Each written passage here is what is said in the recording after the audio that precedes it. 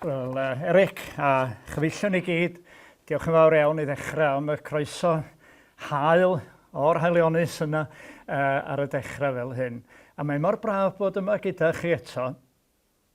O'n i, wrth gwrs, yn blynyddol yn mynychu undeb a thrafar bala fel yr oedd i'r adeg honno.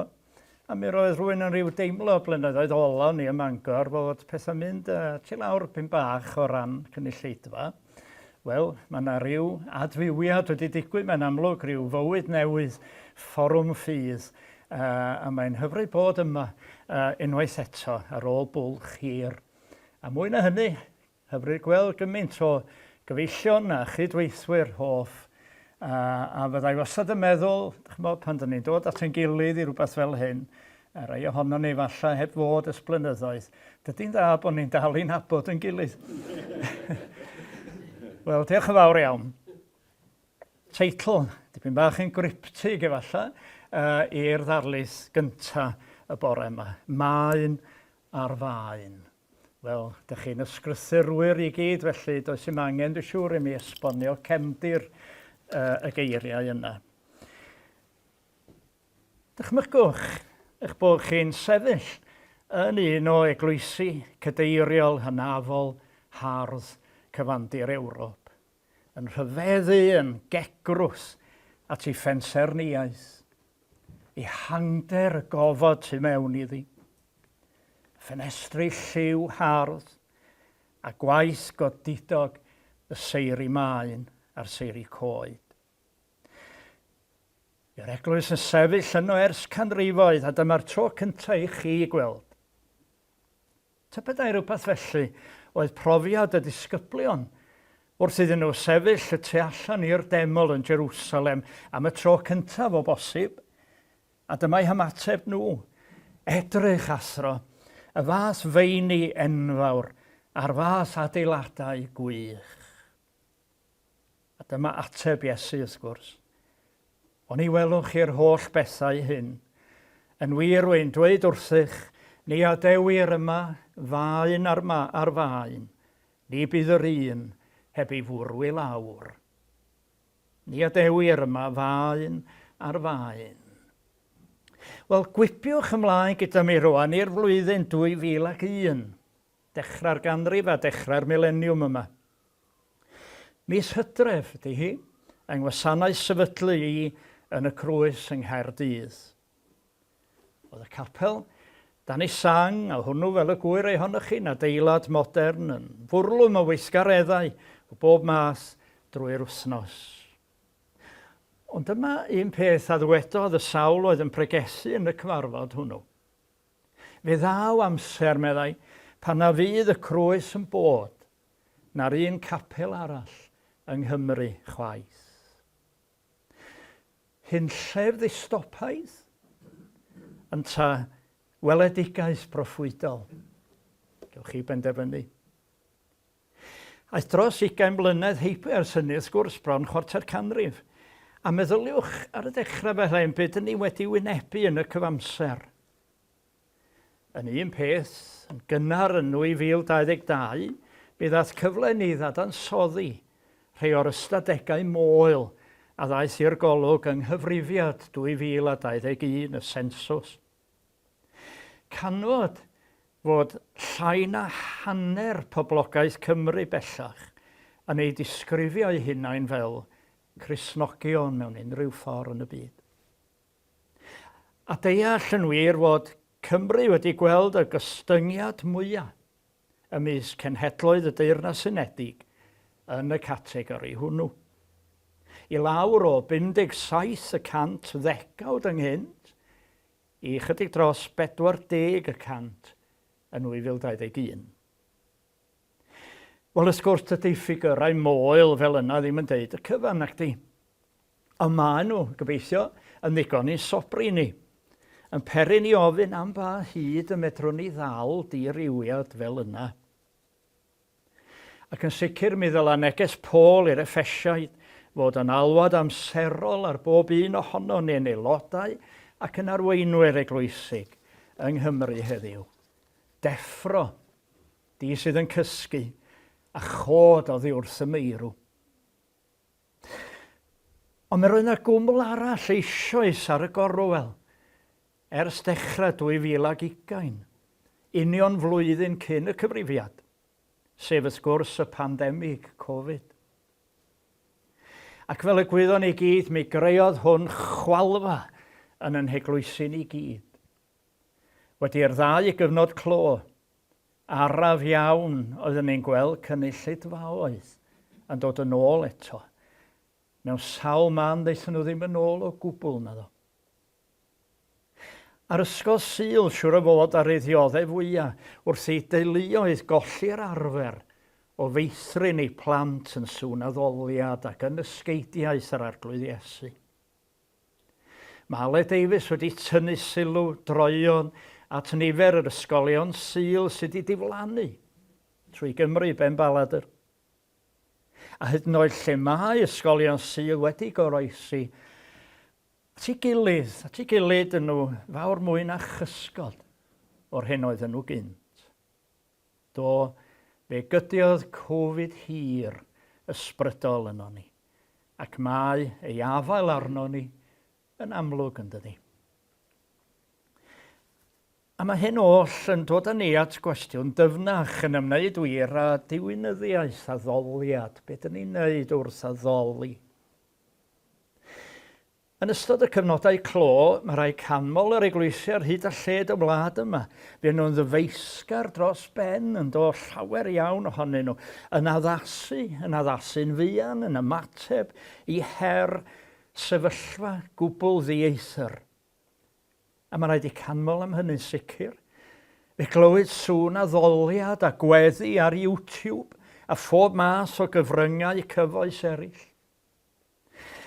Fe ymddangosodd sawl erthygl yn y wasg grefyddol ar y pryd, yn croesawu'r dulliau newydd yma o addoli, yn cymell ni gyfleidio y patryma newydd blaengar yma. Fe ddysgon ni eiriau newydd, ysgofiwch ac ymadroddion newydd hefyd bryd hynny. Cadw pellter. Chi ymadro diarth i ni fel Cymru, ynde? Cadw pellter. Wrth ni ddod i mewn y bore yma, cyfarch yn gilydd, ysgwyll llaw, cyfleidio, a gair mawr y de ac o cwtch. Pobl felly da ni fel Cymru oedd cadw pellter yn beth diarth yn dod.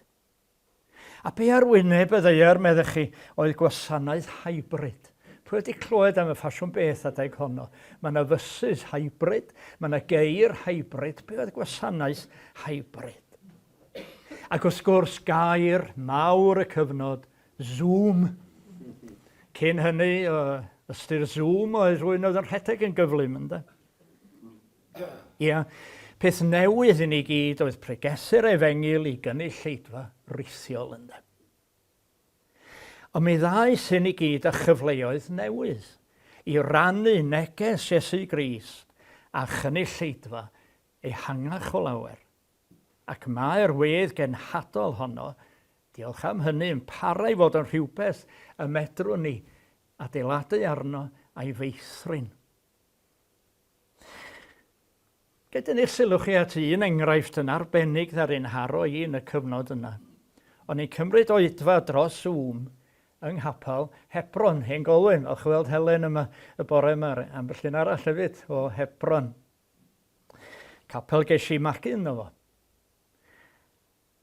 A pan eisiau ar y cyfrifiadur y bore Sul yno, ni'n disgwyl gweld efallai rhyw 20 ar y sgrin, 50 ar 20 ar y mwyaf.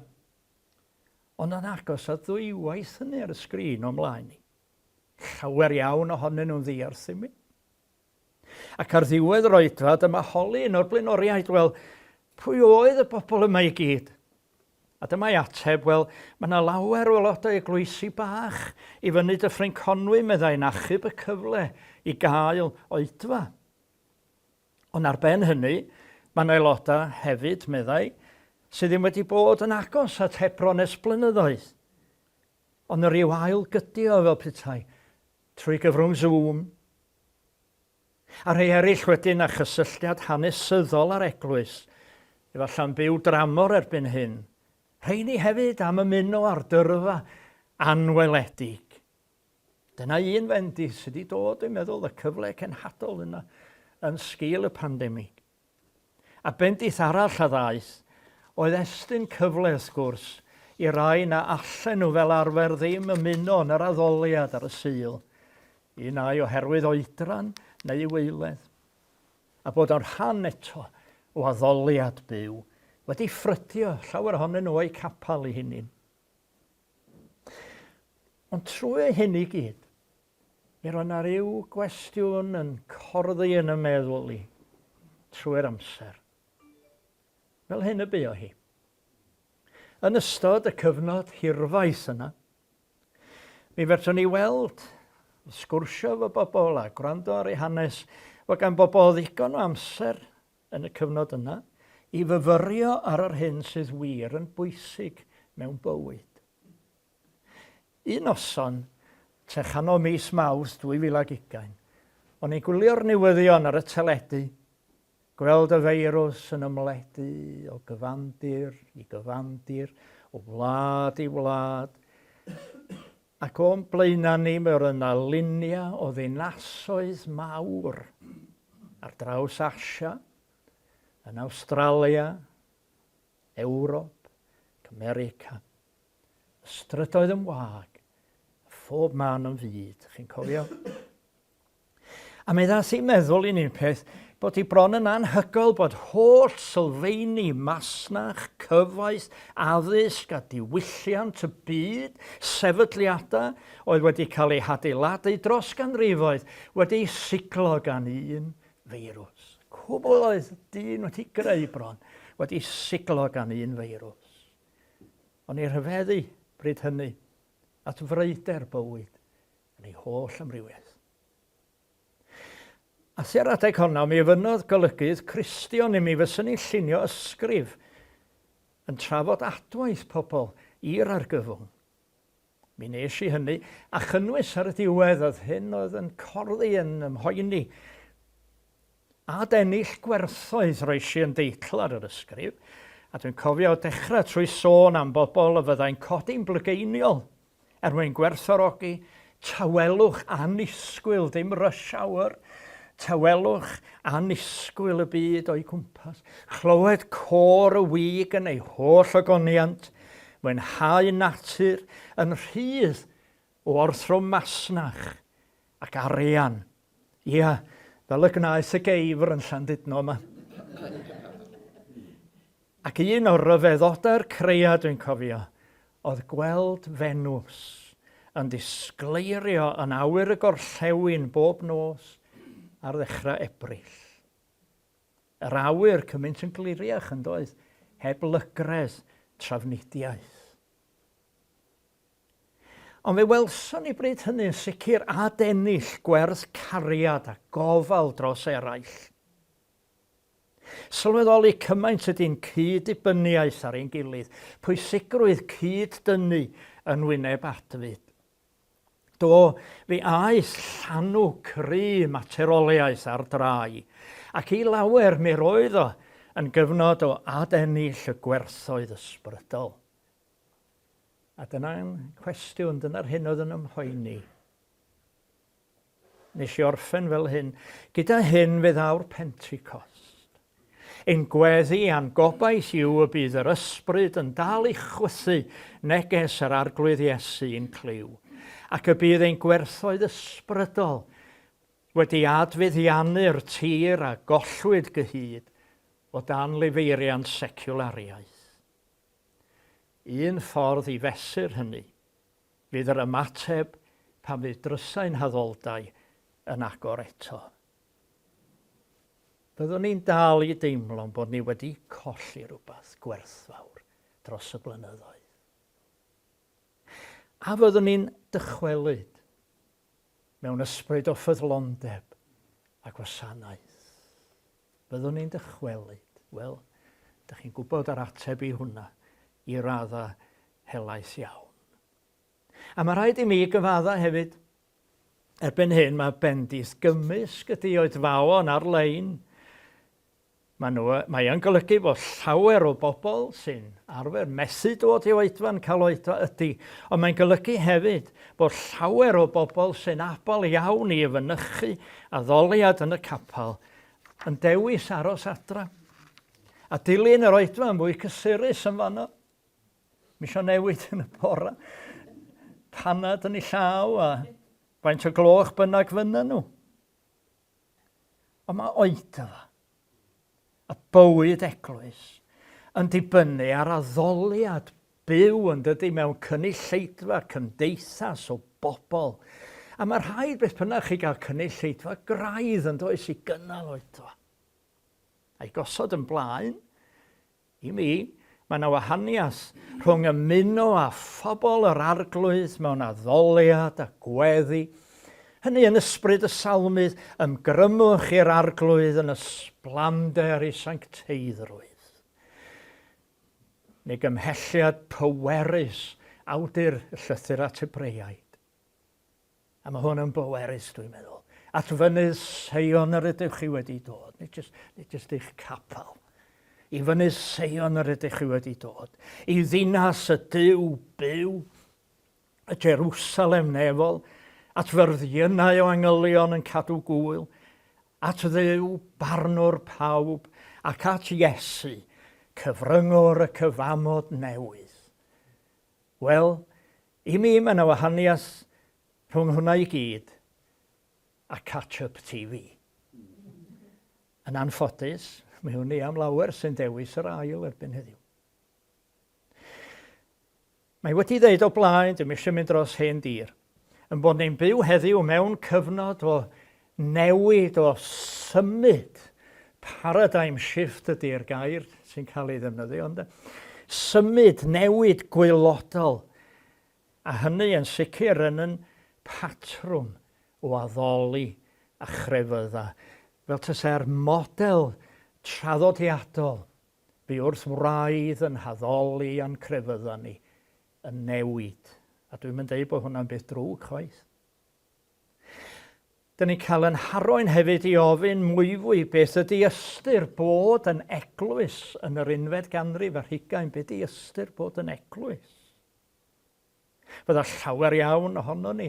Sy'n mae bore yma, dwi'n gwybod am ddadla, bod rhaid addasu, dehongli neges Iesu Grist ar gyfer yr oes dyn ni'n byw yn ddi. Ynghyd â'r ffordd dyn ni'n rhannu'r neges honno.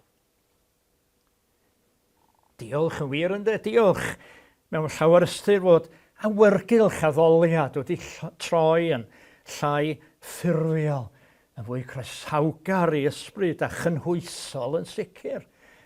Ac y buo i genedlaethau nôl. Gynnau wraig yn aelod yn y crwys, mae wedi gadael ni erbyn hyn, ond myfanwy Jarman, mam Geraint Jarman, wrth gwrs y canwr. Myfanwy dipyn o gymeriad, un o Sir Fôn.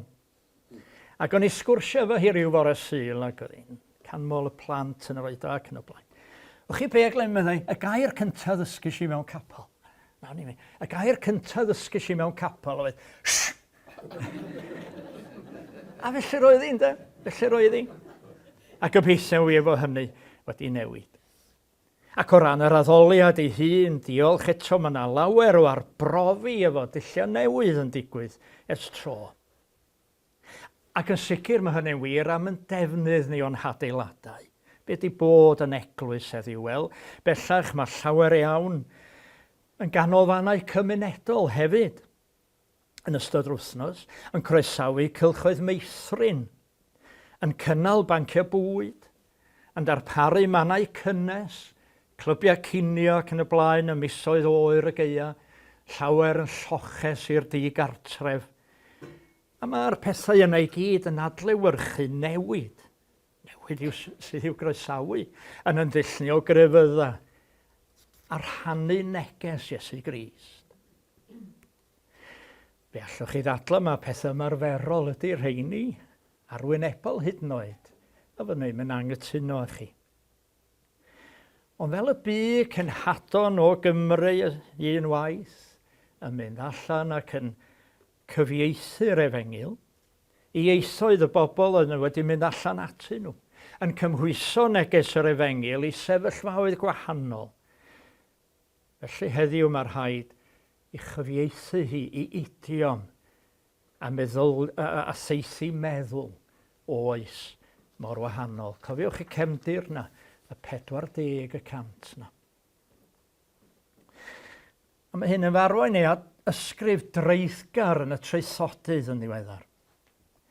Yn fan'na mae Rosa Hunt yn dadla bod rhaid cyfieithu gair Duw i'r gymuned yr ydyn ni'n rhan ohoni. Yn wir, medda hi, mi ddylen ni ystyried cenhadaeth fel cyfieithiad. Mi ddari Leslie Newbegin, rei blynyddoedd yn ôl, sgwennu llawer am yr angen i ddadbacio ffydd y gorllewin. A hynny o'i brofiad ei hun fel cenhadwr yn India yn 30 ganrif ddwytha. Ddathon ni ôl, meddai, i ganoldir Lloegr yn weinidog yn y 70au. A ffeindio bod y dasg oedd yn ei wynebu'n fanno'n galetach. A'r rheswm oedd bod y diwylliant yng ngwledydd Prydain wedi newid cymaint yn y blynyddoedd hynny.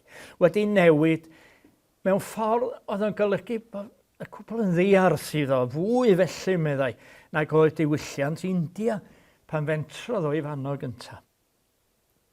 A mae Rosa Hunt, cofiwch, yn gymwys iawn i sôn am yr angen i gyfieithu'r Efengil i iaith yn diwylliant cyfoes ni. Mae hi'n frodor o Ynys Malta. Mae wedi byw yn Lloegr, Ffrainc a'r Almaen cyn symud i Gymru. Pybyddes o'r animagwraeth, ond yn weinidog heddiw fel bedyddwyr Cymraeg yng Nghaerdydd. Wedi dysgu sawl iaith gan gynnwys y Gymraeg. Mi ddylai wybod felly be mae'n sôn amdano wrth ddeud. Dydy ystyr yr Efengil ddim yn annibynnol ar y diwylliant lle mae'n cael ei mynegu. Dydy ystyr yr Efengil, neu gnewyllyn yr Efengil os licwch chi, ddim yn annibynnol ar y diwylliant lle mae'r Efengil yn cael ei mynegu. Mae bob amser yn cael ei chyfieithu di'r gair i throsi i ffordd y gallech chi rannu hi. Mi ddiwedodd Cardinal Joseph Ratzinger, aeth yn bab nes ymlaen, na does na ddim y fath beth a Christnogaeth gyn ddiwylliannol, yn bod mewn gwagle. Neu fath o beth meddwl fo. Does na ddim Christnogaeth wedi rhyddhau oddi wrth ddiwylliant. Ar y dechrau, mi roedd ei ynghlwm wrth fywyd a diwylliant y dwyrain canol a'r traddodiad Iddewig yn doedd. A mae Efengylu felly meddai'n golygu bod dau ddiwylliant yn dod wyneb yn wyneb a'i gilydd i chwilio am fynegiant newydd o'r ffydd, ond yr un ffydd ydy hi. Moedi am munud bach yn fanna, mwyn holi beth ydy'n nodweddion y diwylliant mae dyn ni'n byw yno heddiw ta. Dwi wedi sôn pyn bach amdano fo, ond beth ydy'n nodweddion o? Dwi'n ceisio rhannu'r Efengil heddiw mewn oes sydd wedi newid gymaint. Pwy ydy'n cynulleidfa ni? Beth ydy'n neges ni? Wel, yn gyntaf o fewn cylchoedd eglwysig, dyn ni'n aml yn clywed yr ymadrodd ôl enwadol yn dydyn. Cyfnod ôl enwadol ac oherwydd hynny, ôl ecwmenaidd. Ac mae'r ddau'n agos iawn at ei lle. Achos y gwir ydy nad ydy'r gwahaniaethau enwadol, traddodiadol, ddim yn cyfri fawr heddiw nag dyn os o gwbl. Mae'r rhaniadau mwyaf amlwg heddiw i gweld nid rhwng un enwad ac un arall, ond o fewn yn henwadau ni'n dydy. Y gwahaniaeth diwynyddol rhwng aelodau ac arweinwyr sy'n arddel safbwynt Beiblaidd ceidwadol a rhai mwy rhyddfrydol i hagwedd at y Beibl a'r credoau hanesyddol. Mae yna waith ardderchog heddiw yn cael ei gyflawni gan Cytun, ni falch o weld cynnal llwyd wedi benodi yn brifweithredwr newydd, a Chomisiwn yr Eglwysi Cyfamodol. Ond mae rôl nhw wedi newid, ei rôl nhw wedi newid. Fel un oedd ynghlwm yn yr 80au ac yn llawn cyffro o weld y posibiliadau'r adeg honno. Siomedig iawn oedd gweld nad aeth pethau ddim ymhellach.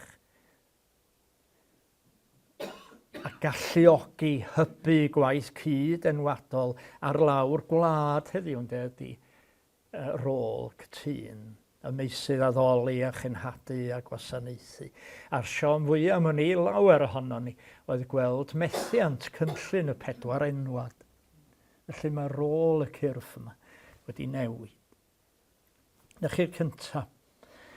Ail nodwedd yn hoes neu sicr ydy'r hyn mae llawer o ddehonglwyr heddiw yn galw yn oes all ffydd, post-faith.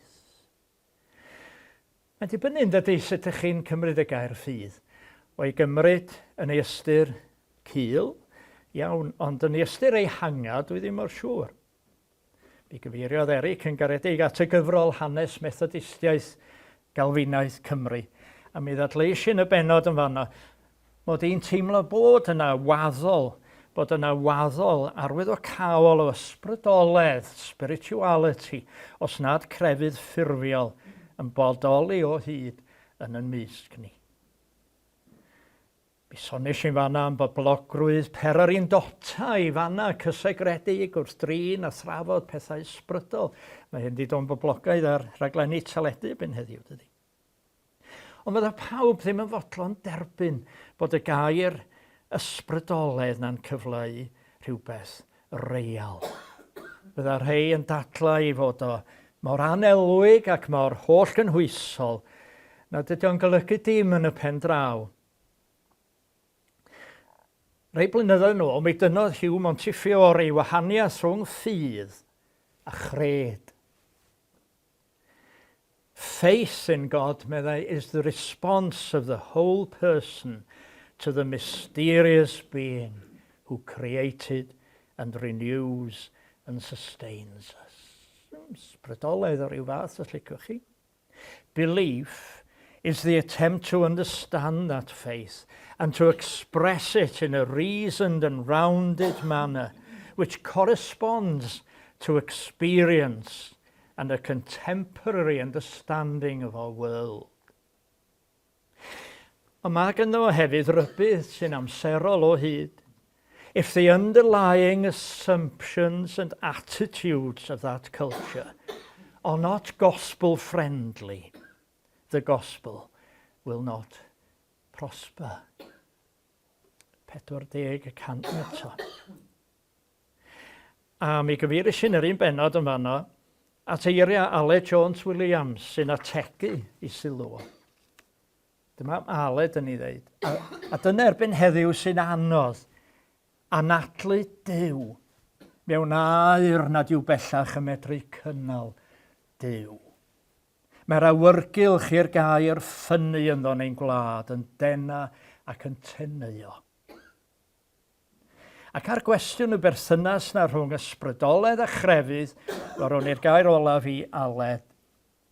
Wrth reswm fod ysbrydoledd yn llai o beth na'r crefyddol gynt. Co bryn y daw cadeirlan siater ohoni. Serch hynny, meddai, dyna lle dwi. Lle ni'n dadla hynny'n allan, bana dwi. A wrth fynd heibio, yn sicr mi ddylen ni, yr hyn ddyla beri pryder i ni fwy na dim ydy canlyniad gwaith ymchwil yn oed yn ddiweddar gan Gymdeithas y Beibl, sy'n dangos syndod i ni, nad ydy rhan helaetha o blant heddiw ddim yn gyfarwydd â straeon y Beibl, ac o'r rhai yma nhw yn gyfarwydd â nhw megis Arch Noa a Cot Amryliw Joseph, a hyd yn oed genedigaeth Iesu, llawer ohonyn nhw ddim yn sylweddoli o'r Beibl maen nhw'n dŵad. Straeon dyn nhw. Wel, diolch fod na rai yn mynd i'r afael o ddifri a hynny heddiw. Mae na rai bob dolyg yn dinasoedd a'n trefi ni yn perfformio'n syml stori'r geni. A mae rai eraill wrth gwrs yn cefnogi ymgyrch agor y llyfr sy'n cyflwyno straeon y Beibl mewn ysgolion. Wel, i symud ymlaen y trydydd ymadrodd, ac unwaith eto mae hwn wedi dod yn gyfarwydd ers blynyddoedd, ond wrth i ni feddwl am deithu meddwl ein hoes, allan ni ddim osgoi y gair ôl-fodernaidd, postmodern. Dyn ni'n hen gyfarwydd ar term ers degawdau erbyn hyn. Ac yn syml iawn, yr hyn mae'n golygu ydy, fod pobl yn ymwrthod ag unrhyw stori, unrhyw naratif oedd gynt yn gosod strwythur ysbrydol a moesol I fywyd. I ni, felly wrth gwrs, y traddodiad Iddewig Gristnogol. Mae ôl-foderniaeth, yr hyn dyn ni'n byw ag o heddiw, y mynnu nad oes na ddim y fath beth a ffinia moesol gwrthrychol. Dim ond yr hyn yma unigolyn yn dewis I goleddu. Felly fedrwn ni'n sôn am yr hyn sy'n iawn neu'n anghywir, gwerthoedd, values, sy'n amrywio o pethau godrychol. A mae hwnna wedi symud ymlaen hefyd ychydig blynyddoedd dwytha yma, wrth I fygythiad godi hyd yn oed i'r hyn dyn ni'n ystyried I fod yn gwirionedd gwrthrychol. Be sy'n wir I mi? What's true to me? Dyna'r cwestiwn heddiw, ynde? Neu teitl albwm y Manic Street Preachers rhai blynyddoedd yn ôl, This is my truth, tell me yours. Ymadrodd siŵr o fod sydd wrth fodd calon Vladimir Putin a Donald Trump. A'i alternative facts, a'i fake news. A mi ddarllenis i'n rywle, a dydy methu dod o hyd i'r cyfeiriad. Nad y Manics oedd bu ar ymadrodd yna gyntaf, This is my truth, tell me yours, ond yn Eirin Bevan. Dwi wedi methu dod o hyd i'r cyfeiriad, ond oedd ei lawr o'n rhywle, mae fo ar ei fasur ymadrodd. A dyma chi deitl un llyfr, Truth is stranger than it used to be. Na'n byd ni'n da. Ac yna'r peth ola, y bedwaredd nodwedd, y pwyslais cynyddol ar yr arwynebol. Yr arwynebol. Allen ni'n ysgoi hyn allwn. Mae'n amlwg y myd y cyfryngau cymdeithasol yn dydy a'i pwyslais yn arbennig yr ifanc yn gyfan gwbl ar ddelwedd, canfyddiad pobl sut maen nhw'n gweld chi. A'r canlyniad ydy bod unrhyw ymwybyddiaeth o'r hyn sydd y tu draw i'r hunan, tu draw I bethau materol, yn byr egwan. Os allai roi fel hyn, dwi'n hoff y cerddoriaeth ac yn arbennig cerddoriaeth glasurol. Ac ers o'n I fyfyriwr, o'n I wedi dechrau casglu recordiau faenil, wrth gwrs bryd hynny, recordiau faenil. A mi roedd gennau gasgliad ac o'n i'n gallu edrych ar unrhyw un ohonyn nhw, ac o edrych ar y clawr, allan ni weld bod yr hyn o'n i'n gwrando arno wedi recordio yn y neuadd hon a hon, man arbennig, y gerddorfa arbennig yma, enw'r sawl oedd yn arwain ar y pryd. Oedd y pethau yna I gyd y tu ôl i'r hyn yr oeddwn ni yn gwrando arno fo. Dyma lle gafodd hwn I recordio. Dyma pwy oedd yr offerynwyr ac yn y blaen. Hyd yn oed y dyddiad a'r dyddiad ar y clawr. Wedyn mi ddaeth y crynodisg y CD I frin do. A'r cam wedyn oedd cynhyrchu recordiad oedd nhw'n galw'n digitally enhanced. Welwch chi'r ddau air yna weithio ar CD, digitally enhanced. A be mae hynny'n golygu ydy, I bod hi'n bosib creu recordiad perffaith ei sain. Pigo, dethol, pigo ymhlith y synnau gorau o wahanol ffynonella. A'i plethu nhw ynghyd wedyn I greu'r sain ora bosib. Ond o'na'n byd tu ôl i'r hyn sy'n gynnwch yn y llaw. Yn byd go iawn y tu ôl iddo fo. Casgliad o bethau. Dim ond yr hyn oedd ar y wyneb sy'n gynnwch chi. Fel hyn mae Don Cupid yn ei roi o. The technique of expression is so overwhelmingly efficient that what we are presented with has everything up front and nothing at all behind it. When everything is revealed, there is nothing there. A ni ddim ymlaen ymhellach ar y trywydd yma, deallusrwydd artiffisial, deepfake a'r stwff yma I gyd, lle mae'r ddelwedd yn glir o'n blaena ni, ond ddim sylwedd o gwbl y tu ôl iddi. Ymhwynt I ydy hyn. Mae ffydd yn gweithio mewn ffordd hollol groes yn ydy. Yr hyn sydd y tu ôl i'r byd a'r bywyd gweledig ydy'r hyn sydd o werth parhaol. Rheini sy'n bwysig. Gwarant o bethau y gobeithir amdanynt. Sicrwydd o bethau na ellir ei gweld. Hollol groes i'r feddylfryd arwynebol. Ac yn wyneb hynna i gyd, mae'n hawdd iawn i ni deimlo ar goll, yn dydi? Ar goll mewn byd sy'n prysur fynd yn ddiarth i ni. Yn un o'i gerddi mae Alun Llywelyn Williams yn dweud fel hyn, nid yw'r hen fap yn gywir, mae'r ffyrdd yn ddieithr, yr arwyddion hen yn fyd, arwyddion. Dyna'r canllawiau gawson ni i gyd yn canllawiau ar gyfer bywyd, fel hyn ac fel hyn. Dylech chi fod, dylech chi wneud. Dyna yr arwyddion mae'n sôn amdanyn nhw. Mae'r arwyddion hen yn fyd. Dyn nhw'n siarad â ni mwyach, meddai. Wel, wynebu y pedwar peth yna ydy ystyr cyfieithu'r efengil i iaith a meddylfryd y diwylliant cyfoes.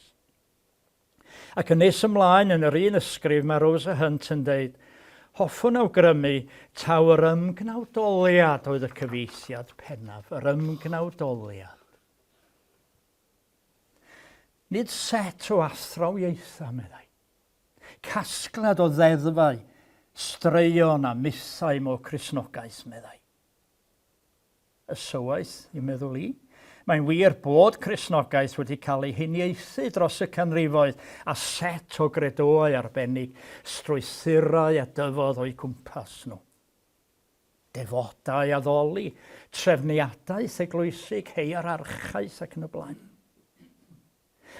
Ond mi fydd llawer ohono ni yn dadlau heddiw nad ydy'r strwythurau a'r patrymau meddwl yna, iaith draddodiadol grefyddol, ddim yn cyfleu'n ddigonol. Y gwirionedd mawr sydd wrth braidd yn ffydd ni. Geiriau Rosa Hunt, mae'n fudiad Cristnogaeth, mae'n fudiad yn hytrach sy'n syliedig ar berson, sef Iesu Grist. Yn ei ffordd i hafal ei hun, mae un sy'n arwr mawr i mi y diwynydd pabyddol o Wlad Belg, Edward Skillebeck. Mae o'n disgrifio hanfod y ffydd fel hyn. Yn ei gyfrol o didog, mae'n glamp o gyfrol, Jesus an Experiment in Christology. Dwi wedi crynhoi ychydig ar ei eiriau wrth drosi. Nid trefniadaeth na sefydliad yw Cristnogaeth yn y lle cyntaf. Mae'n dechrau gyda chyfarfyddiad, meddai. It all began with an encounter. Rhywbeth byw iawn ynddo.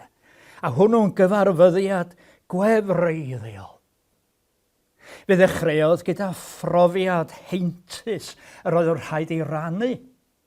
Wel, peth cyntaf naeth Andreas oedd mynd i chwilio am ei frawd Simon. Y peth cyntaf a naeth Philip oedd mynd i ddeud os Nathanael. A hwnnw'n brofiad heintus, meddai. A mae'n rhaid ei rannu. A'r profiad hwnnw'n rhoi ystyr ac arwyddocâd i'n bywyda ni. Dyna, meddai, ydy Cristnogaeth, galwad i berthynas a Duw mewn gweddi, perthynas newydd a'n gilydd, a honno'n berthynas o ofalu. Wel, dyn ni'n cael yn tynnu nôl yn barhaus yn fan o'n dydan at y darlun a gawn ni o fywyd yr Eglwys Foren, Llyfr yr Actau. Cymdeithas koinonia. Pobl Iesu Grist yn cyfarfod ar aelwydydd y ffyddloniaid i addoli, gweddio, agor y gair a thorri bara. Ac ar yr un pryd yn ymestyn allan mewn cariad a gofal at y gymuned, at y byd ehangach o'i cwmpas nhw. A fel y gwyddon ni heddiw, mae yna ddigon o enghreifftiau o'r ffyddloniaid yn cyfarfod, nid yn unig ar yr aelwyd, ond weithiau mewn canolfanna cymdeithasol. A dyna ddod ni nôl at y gair allweddol ymgnawdoliad. Dyna'n gwaith ni. Dyna oedd yr ymgnawdoliad, Duw yn ymestyn mewn cariad at ei fyd. Preswylio yn llythrenol, codi pabell yn ein mysg ni. A phan ddaeth y gair yn gnawd, Fe'i hamlygodd ei hun ym mywyd Iesu Grist yn ei esiampl ac yn ei aber droso ni. Yng ngeiriau John Pinion Jones yn ei gerdd deyrnged wych i Merfyn Turner. Nid geiriau oedd lled i gariad, nid geiriau. Annog wnaeth i droi'r gair yn gnawd, rhywbeth mwy na geiriau. A dyna dasg yr eglwys dwi'n credu yn yr 11th ganrif ar 20. Dyna genhadaeth yr eglwys. Gadael i Iesu gael ei ymgnawdoli ym myd hagr yr 11th ganrif ar 20. Eilradd ydy popeth arall. Nid cynnal sefydliad a strwythura, ond bod yn gyfrynga byw i ddangos mawredd a chariad yn gwaredwr. Felly, y bydd eglwys Iesu Grist yn goroesi. Dwi'n meddwl bod ni angen cofio yn gyson gweddi enwog William Laud, yr archesgob, yn yr ail ganrif ar 15 dros yr eglwys. Lle bod yn llygredig glanhau hi. Lle bod mewn camwedd cyfarwydda hi. Lle bod unrhyw beth o'i le diwygia hi. Lle mae mewn eisiau cyflawna hi. A mi fyddai'n teimlo rhyw falchder yn aml, ddech chi'n bod, wrth siarad efo bobl sy'n trefnu gwaith gwirfoddolwyr ymysg gwahanol a lusennau. A sawl un yn dweud wrthai, sut fysa ni'n gallu dal ati o'n i bai am aelodau eglwysi. Pobl yn dal i ymgnawdoli Iesu yn ein byd gyfoes ni. Pobl sy'n creu argraff ar yr rhai sydd o'i hamgylch nhw. A diolch roi un enghraifft o hynny, can i bod ti'n agos iawn ar lle dwi rwan. Port Talbot, dyn ni'n clywed llawer iawn am Port Talbot. Gweitha'r modd am resyma trist iawn, wrth gwrs 3,000 ar hyn o bryd yn debyg o golli gwaith yno. 3,000 mewn tref gymharol fach sy'n dibynnu'n llwyr ar y gwaith dyr yno. A mae yna dlodi affwisol yno. Ond mae gennym ni bresbyteriaid, dwi'n falch o ddeud, mae gennym ni gapel yng nghanol y dre. A mae'r capel hwnnw wedi rhoi ei hun drosodd. Maen nhw'n hapus i symud i'r capel arall i addoli. A maen nhw'n hapus i roi i adeilad heibio. Nid yn unig i wynyddu banc bwyd, ond i gynnal y cwbl nhw ei hun sy'n trefnu o gyda'r Trussell Trust. A byddai'n mynd o droi bregethu.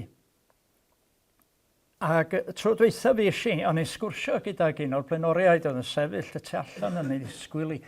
Ac o gwmpas y capel, mae yna rhyw railings, sgwar fel o gwmpas y capel.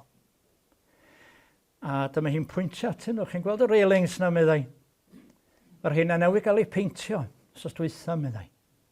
Ddeis i yma rhyw fore, ac yna ddyn, diolch i mi, meddai hi, wrth i ni peintio nhw. Wel, diolch yn fawr i chi, meddai hi, pam ydych chi'n neud y job yma? Wel, meddai fo, dwi'n gweld y gwaith da sy'n cael ei wneud yn enw'r capel yma yn y gymuned yma, meddai. Ac o'n eisiau rhoi rhywbeth yn ôl, o'n eisiau dangos diolch y gymuned. Wel, geiriau Iesu, ynde? Boed i'ch goleuni lewyrchu ger bron eraill, mwyn iddynt weld eich gweithredoedd da chwi a gogoneddu eich tad, yr hwn sydd yn y nefoedd. Ac yn wir, un o'r geiriau cyntaf o genhadaeth Gristnogol, oedd anogaeth Philip i Nathanael, pan wedodd Nathanael yn ddigon anastyrio felly, ynde, wfftio, os e ryw ddaioni'n dod o Nazareth, meddwl fo, am fod Philip wedi sôn am Iesu, unrhyw ddaioni'n dod o Nazareth. Oedd Philip ddim aros i drafod y pwnc efo, i fynd trwy'r proffwydi a rhywbeth a felly na. Yn syml iawn, mi ddudodd wrth Nathanael, tyr di weld. Dyna'r cymhelliad cenhadol cyntaf am hwn hi. Yng ngeiriau yr hen emyn, a daeth ato nhw o liturgi yr eglwys orllewinol. Gyfwy diweddar drwy siantau cymuned Teisei, lle bo graslonrwydd a chariad yno y mae Dyw. Ubi caritas et amor, Deus ibi est. Lle bo graslonrwydd a chariad yno y mae Dyw. Mae Karen Armstrong yn pwysleisio yn llawer iawn o'i llyfrau, dydy. Mae pennaf waith pob crefydd ydy ymarfer tosturi. Na'i gair mawr hi'n compassion. A diddorol hefyd, o'n i'n sgwrsio efo Arfon Jones y diwrnod o blaen, ac o'n i wedi clywed o, bod wedi deud ar y radio yn ddiweddar, bod angen i Gristnogion Efengylaidd yng Nghymru symud oddi wrth y gorbwyslais ar achubiaeth bersonol at yr alwad i fyw'r deyrnas. I fyw'r deyrnas. Mae hynny'n gyson, meddai, ar neges feiblaidd o ddyddiau'r proffwydi ymlaen. Ac o ran y gair ymgnawdoliad yna, yr esboniad cyfoes gorau welis i ar ei wir ystyr oedd hyn. Ysgrif ddarllenis i yn y papur newydd, yn cyfeirio at waith cerddor ifanc yn America. Cerddor proffesiynol yn Los Angeles, ei enw Robert Vijay Gupta. Mae o'n canu'r violin gyda'r LA Philharmonic, mae'n enw'r proffesiynol. Ond ers blynyddoedd mae o a ffrind iddo wedi bod yn mynd â'i cerddoriaeth i ganol y manna mwyaf anebygol, carchardai, ysbytau seiciatryddol, ond hefyd at bobl ddigartref ar strydoedd y ddinas, a hyd yn oed i Skid Row i ganol y drygis i gyd. A mae o'n cael ymateb anhygol, meddai. Mynd â prydferthwch i ganol hylltra. Ond i dyna'r ymgnawdoliad. Ond fel hyn mae o'n ei roi o. In a trash-littered courtyard, the idea of bringing beauty into that desolate, dehumanizing place became a calling. In a trash-littered courtyard, the idea of bringing beauty into that desolate, dehumanizing place became a calling. Wel, allan ni feddwl am aml i dehumanizing place yn ystod y dyddiau yma'n sicr yn gallwn. A phan edrychodd Duw ar ei fyd, chi'n cofio byd a garau gymaint, a gweld bod drygioni'r bobl yn fawr ar y ddaear, a bod holl ogwydd ei bwriadau bob amser yn ddrwg. Dyna naeth o'n deng hyflawnder yr amser yn yr ymgnawdoliad, y mwy, hardd Iesu Grist a'i aberth.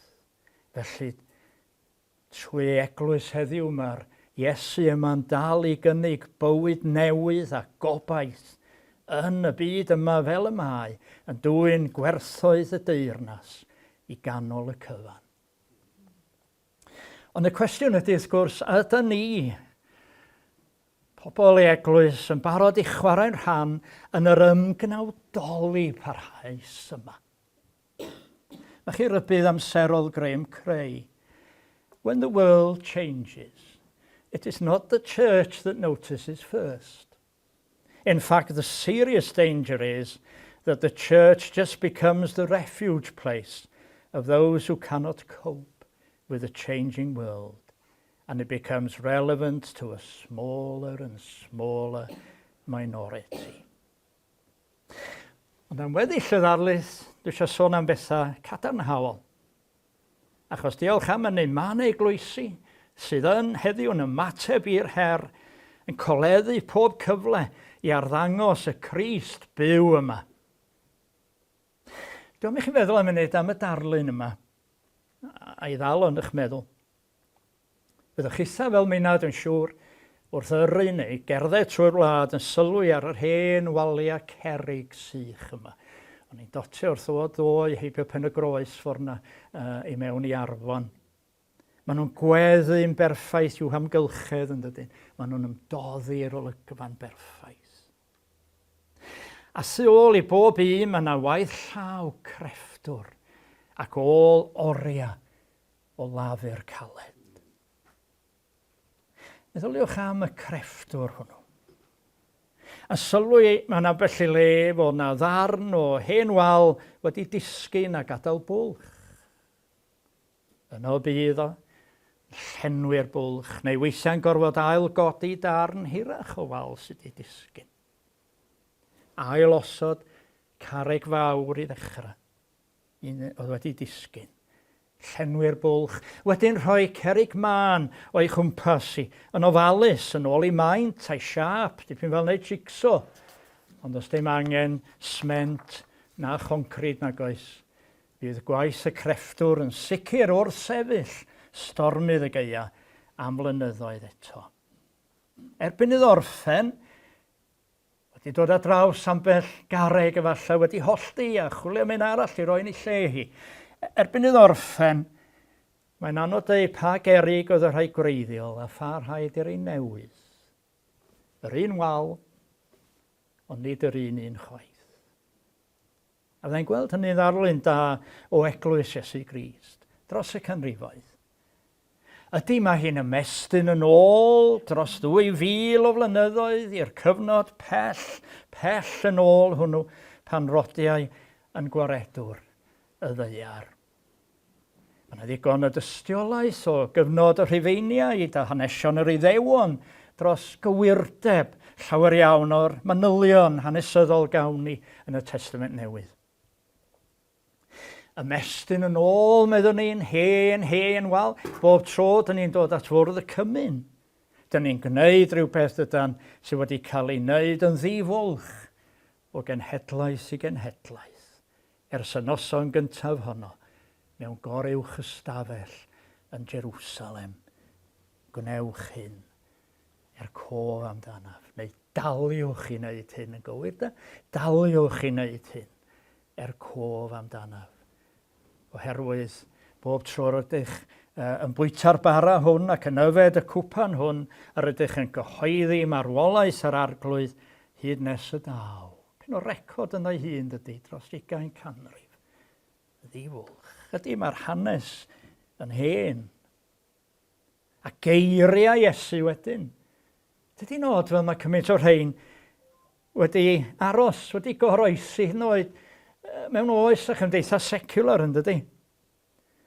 Yn ei clywed un o'r sylwebyddion pêl-droed yma wrthi yn ddiweddar yn sôn am y gema oedd yn arwen i fyny at yr FA Cup. Fe hon yn ymryson Dafydd a Goliath, meddwl. A glwys un arall hefyd yn sôn am ryw reolwr oedd o'r diwedd wedi cael ei berswadio i newid ei ddull, i newid y patrwm, oedd wedi gwrthsefyll. It looks, meddai'r boi yma, it looks as if he's done a Damascus. Ond ydy ddod yr hen bethau yma yn parhau a pwy sydd heb glywed am Samaria Tregarog neu fab a Fradlon. Mae'r cyfan i gyd yn rhan o'r hen wal yma sydd dal i'n hamgylchynu ni. Ond ydy ddim yr un wal chwaith. Yn raddol o genhedlaeth i genhedlaeth, mae newid wedi digwydd. Dyn ni'n ymateb, ceisio ymateb yn ddiwinyddol i feddylfryd yn hoes, a hefyd mewn llu o ffyrdd ymarferol, yr un mur, ond nid yr un cerig. A dros y blynyddoedd dwytha, mae yna rei eglwysi'n arbennig sydd wedi tyfu'n fwy ymwybodol o'r angen am hyn. Nid pob un mae'n wir, ond mae yna lawer iawn sydd wedi. A mae rhaid i ni gofio nad oes gan yr un eglwys mor hawl i fyw, nag oes. Pa mor enwog bynnag oedd i flynyddoedd yn ôl.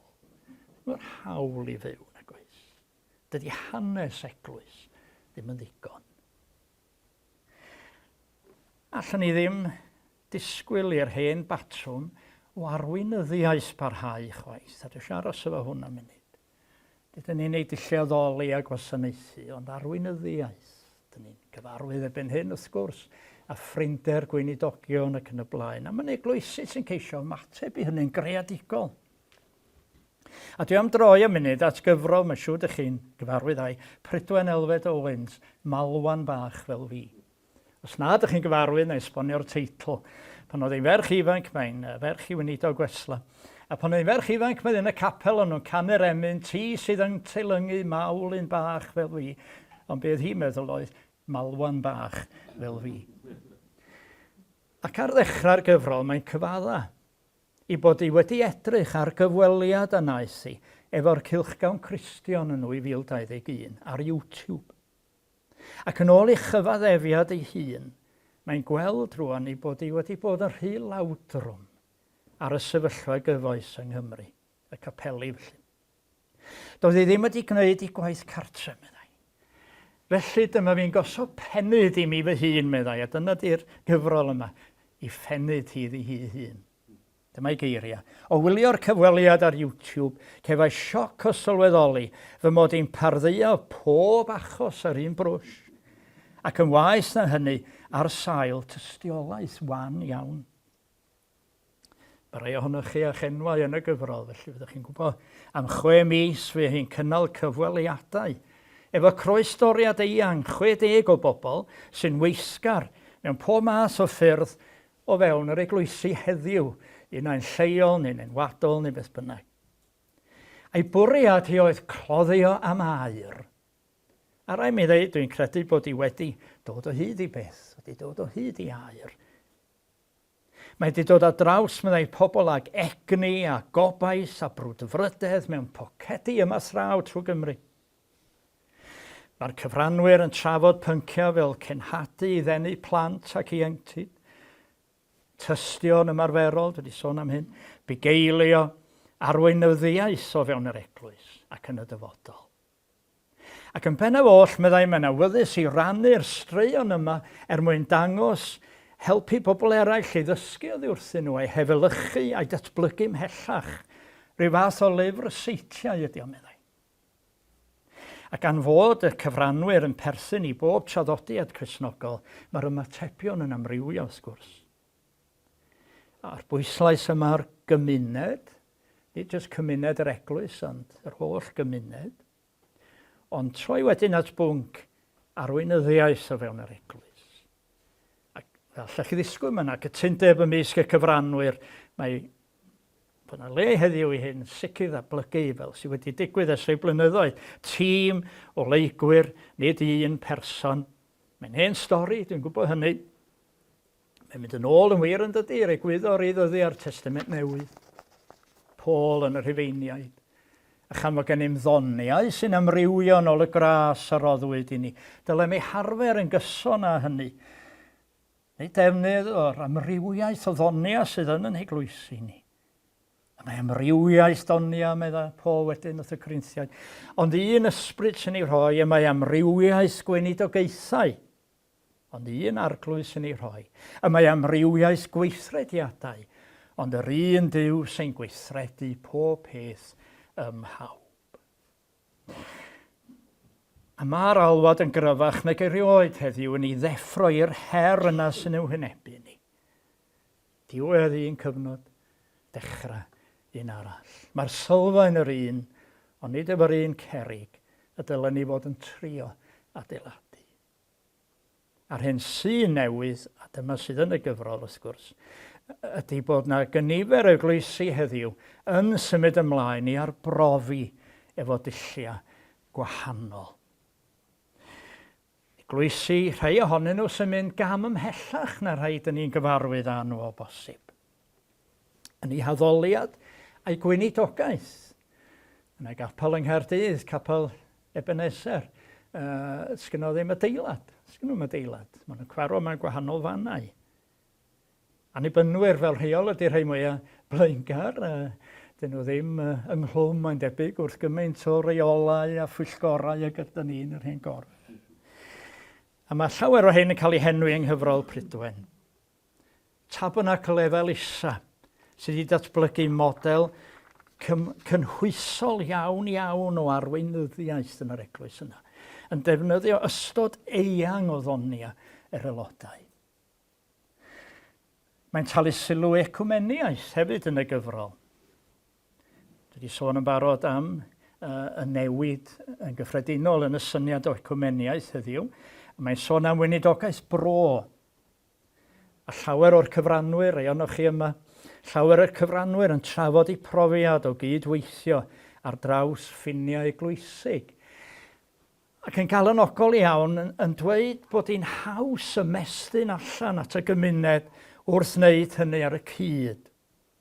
Ond wrth gwrs, y gwir ydy, tas ni siarad yn blaen ynda, nad ydy y cynllun ddim yn gofyn llawer oddi ar yr aelodau na'r enwadau. Dyn nhw'n gofyn nhw'n newid nag di.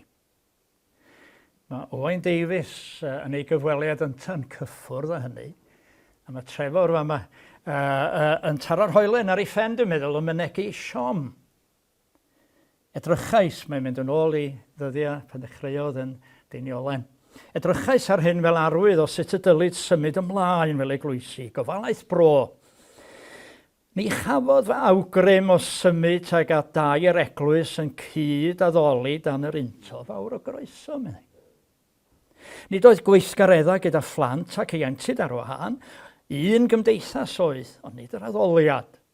Dyna'r siom fwyaf i mi yn yng ngofalaeth gyntaf.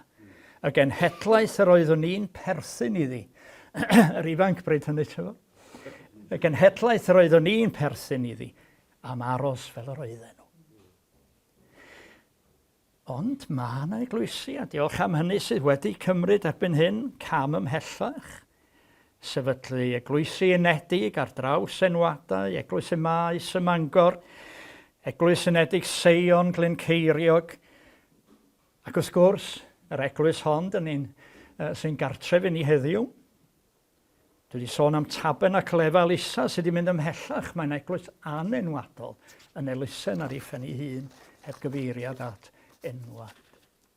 Wel, i frysio at y diwedd, chi'n dal sylw'n dda yn y gwres yma. Cyn gadael cyfrol ddiddorol Prydwen, mae yn werth i darllen. Mae werth tynnu sylw at ddau beth sy'n rhan o'r sîn grefyddol yn y Gymru ôl Covid. Dau beth sy'n werth adeiladu arnyn nhw. Yn gyntaf, rôl technoleg yn ei hamrywiol ffyrdd, nid jyst Zoom rwan, rôl technoleg yn ei hamrywiol ffyrdd. Nid yn unig mae'n gyfle i ymestyn allan a trai a fyddai'n methu bod yn rhan o addoliad, ond mewn sawl eglwys hefyd erbyn hyn, mae yna grwpiau gweplyfr. Mae'r Aled arall yma, Aled Lewis Evans bore yma, a mae Aled yn manylu ar hyn. Grwpiau gweplyfr mae gennym ni yn Acwn y Crwys. Ymysg yr aelodau, a mae'n cynnig rhyw ymdeimlad o cefnogaeth Gristnogol. I rei sy'n mewn cyfyngder, yn methu bod yn rhan o'r gymdeithas gorfforol. A chynnig hefyd i ymuno mewn pethau mwy llawen. Dyna un peth mae'n werth adeiladu arno. Mae'r rhaid wneud y gorau yn does o dechnoleg yfoes, nid y mwrthod, nid wffio, wneud y gorau ohoni, dyna'r cyntaf. A mae'r ail bwynt o waddol Covid yn bwynt diddorol eto. A dwi yn dyfynnu Aled Lewis Evans rwan. Dwi'n credu bod disgwyliadau pobl sy'n dod i gyfarfodydd wedi newid. Mae hyd yn oed cynnal llai o gyfarfodydd yn gallu bod yn llwyddiannus. Gan yn ddios cyn Covid oedd y disgwyliadau mor uchel. Bywyd mor chwym. Mae pawb wedi sylweddoli fod ganddyn nhw flaenoriaethau eraill bellach. Nid rhaid i bopeth ychwelyd fel y byd. Dim ond bod yr hyn dyn ni'n darparu'n berthnasol ac yn llai o straen ar bawb. Wel, i droi at y diwedd. Pan dywedodd Iesu wrth ei ddisgyblion y diwrnod hwnnw, y tu allan i'r deml, ond i welwch i'r holl bethau hyn. Yn wir rwy'n dweud wrthych ni adewir yma faen ar faen. Tybed o'na rhywbeth mwy na cherig llythrenol y deml yn ei feddwl. Arweinwyr llygredig y sefydliad hwnnw. Yr holl gyfundrefn grefyddol y be o fel mewn gwrthdrawiad a lawer tro ac oedd ar fin eirio i'r groes. Achos pan yfynodd y wraig o Samaria iddo, pa unai ar fynydd Gerisym, yn tai yn Jerusalem yr oedd pobl ei addoli, mi roedd ei ateb yn chwyldroadol, yn ogystal â bod yn ddi-gymrodedd. Y mae amser yn dod pan na fyddwch yn addoli'r tad nac ar y mynydd hwn nac yn Jerusalem. Geiriau'n ffrendi yn y cwrs sefydlu.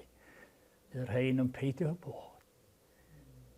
Yr ydych chwi'r Samariaid yn addoli heb wybod beth yr ydych yn ei addoli. Yr ydym ni'n gwybod beth yr ydym yn ei addoli, oherwydd oddi wrth yr Iddewon y mae achawdwriaeth yn dod. Ond y mae amser yn dod yn wir y mae yma eisoes, pan bydd y gwir addolwyr yn addoli'r tad mewn ysbryd a gwirionedd. Oherwydd rhai felly mae'r tad yn ei ceisio i fod yn addolwyr iddo. Geiriau radical. Hyd yn oed ein Cristion ni. Ond un sydd bob amser yn ein herio ni di Iesu ac yn ein haflynyddu ni. Yn anhysgwyn ni allan o gysur y pethau cyfarwydd yn adeilad, yn drefn, yn draddodiad. Nid hen gerig oedd yn wynebu Ezekiel yn y dyffryn hwnnw a welai o'i flaen o. Ond hen esgyrn, hen esgyrn sychion. A Duw yn gofyn iddo fab dyn, a all yr esgyrn hyn fyw. Felly y proffwyd o arglwydd Dduw ti sy'n gwybod. A fe naes fel y Duw wedi dweud wrtho proffwydo y bydden nhw'n derbyn anadl oddi wrth Dduw yn dod yn gyrff byw eto.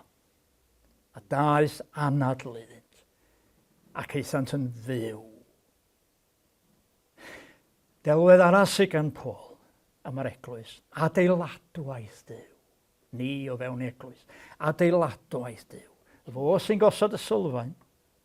Ac fel y crefftwr yna, fe allynta dynnu lawr y cerig a'r ferau sefyll gynt, ond sy'n bellach wedi syrthio.